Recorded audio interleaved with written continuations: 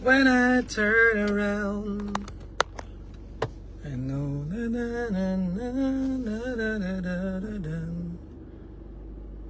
All of my secrets feels inside, and all the craziness I hide.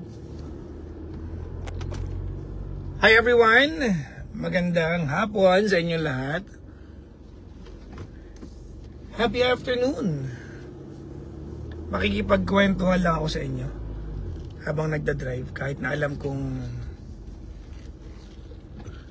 posibleng hindi ko mabasa yung mga comments ninyo kasi bawal magbasa ng comments habang nagdadrive. Yeah. Pero nakikita ko naman kung ilan nanonood, nasusulyapan ko naman, but I cannot read comments unless siguro traffic light or whatnot. But welcome to my live. Siguro mas madalas niyo ako makita rito mag-live in the coming days. When I turn around. So, pag papuntang office, looban ako dumaraan. Tapos tsaka ako pupunta ng main highway kasi ang traffic eh. Saan punta? Maghahanap buhay po ako. Diba? I have another business. Yung Pang's Purple Coffee ko, ano kasi siya, active na siya. Mamaya, magla-live din ako ulit pagdating ko sa bagong office ng Pang's Purple Coffee. I might have to go on live mamaya. Maraming laman yung utak ko na gusto kong ikwento sa inyo. Kung ayaw nyo, diwag. Charot.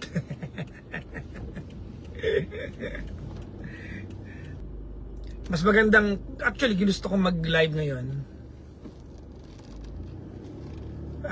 nang nagda-drive ako para hindi ko mabasa mga comments nyo. So ako lang nagsasalita.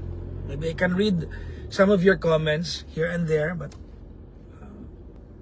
I'll share this with you only because for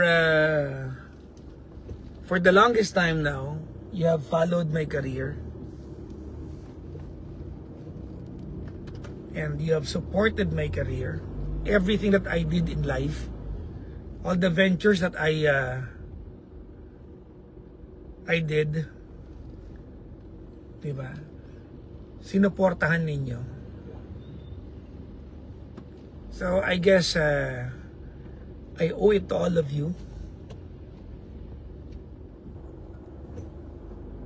to tell you my plans, which is not concrete, but I'd rather tell you, diba, early on rather than not tell you later on. So I've been thinking of coming up with my own podcast. I think my program on radio is very much aligned to having a podcast. And since all the directions for everyone now is podcast, I've been trying to, kasi dapat may backup plan, diba? Hindi naman ako forever DJ. So, iniisip ko magpa-podcast ako. Every night ako maggagawa ng content. Siguro after ng work ko, kung hindi pa kayo umay sa akin. Kasi every night I will get a lot of your requests na extend, mag-overtime, and whatnot. And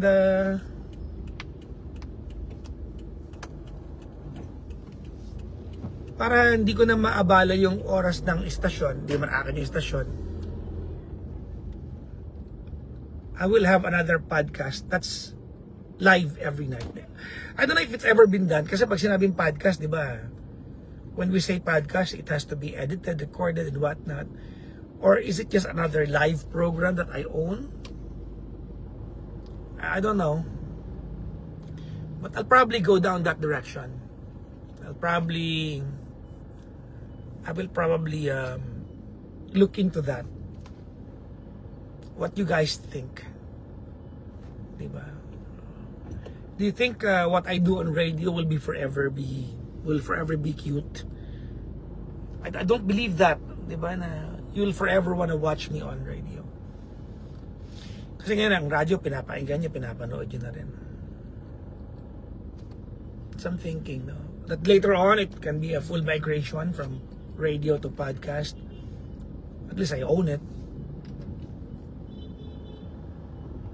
Diba? Kaya lang, live podcast. Kaya lang, ang my problem is, will I have the time in the world? Diba? So, hindi ko alam. I don't know where this will take me, but it's actually a crossroads. It's actually a crossroad in my life that I wanna venture into or experiment. The problem with me is I'm a radio guy. I've always been a radio guy, like all my life. And hindi ko alam kung I can read kasi traffic light naman. I don't know if radio has a spot for me until I'm older. Diba? That I don't know. Hindi ko alam. No? I do not know whether. So, iniisip ko tonight, diba? Iniisip ko if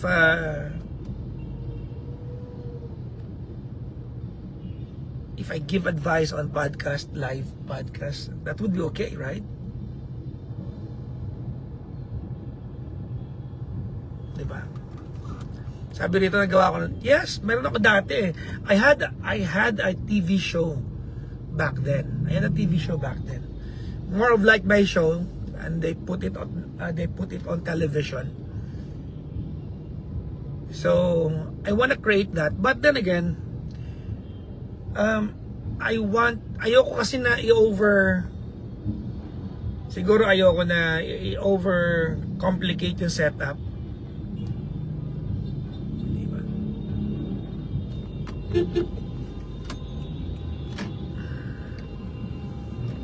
I don't want to overcomplicate the setup. I don't know, maybe I will just do it at home. Diba?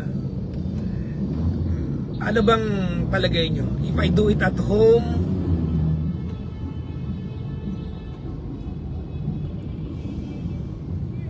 in case I do it at home, nagmamatter ba sa inyo yung look, or nagmamatter sa inyo yung sustansya ng pinapanood ninyo?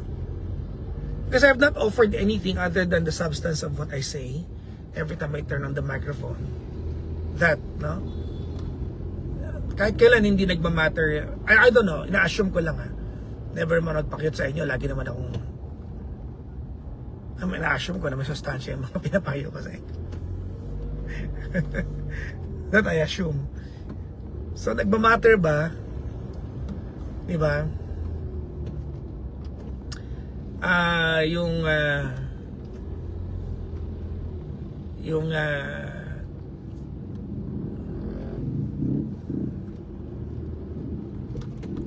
Yung napapanood ninyo o yung naririnig ninyo, or both. I don't know. Hindi ko alam eh. Kayo makakapagsabi sa akin yan, no?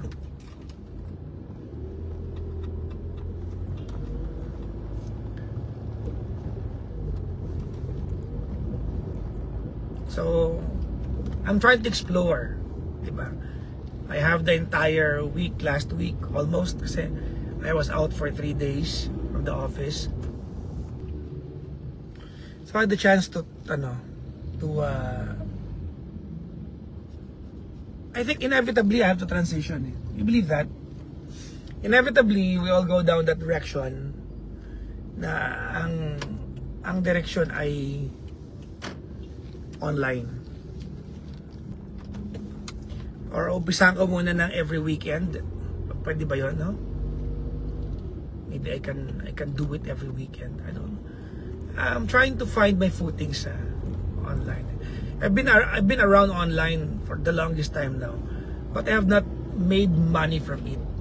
Diba? Kahit na itong Facebook ko, 1 million yung following nito, yung YouTube ko, 300,000. I have not really made money from it. It's just there for my presence. And I think it's time for me to make money out of it. After all, hanap buhay naman. Diba? So I don't know. Alam nyo, when I go home at night after my work, punong-puno yung utak ko of what I want to do for other people. For someone. And the last thing that I make an effort for is myself. Yun ang problema ko eh. The last thing that I make an effort unto or for is myself. Huling-huli ko lagi yung sarili ko na ini-effortan. Lagi ako yung, sa priorities ko, lagi yung sarili ko yung last. So naisip ko parang, siguro unahin ko naman yung sarili ko this time. No? Parang, siguro, gawa ako ng para sa akin naman. Palagay nyo, I need your opinion. Not that you will decide for me, but will you watch me? Diba? Panonoorin nyo ba ako? So that's the first step. Diba? That's the first step. Diba? The first question is, panonoorin nyo ba? Second is, how do you make money from it? That's the second question. How do you make money from it?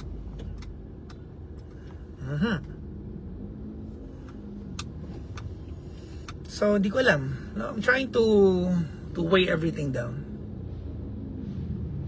Diba? Sa bahay na lang ako, magsaset up na lang ako doon, tatawagin nyo na lang ako. And I'm going to... Because, you know what? I have products. I have my coffee. I wanna sell it. I can't even mention my own product on radio kasi ibang, you know, I am that faithful and loyal to the company that I have not used it for my personal advantages. Hindi ko mabanggit yung sarili kong product sa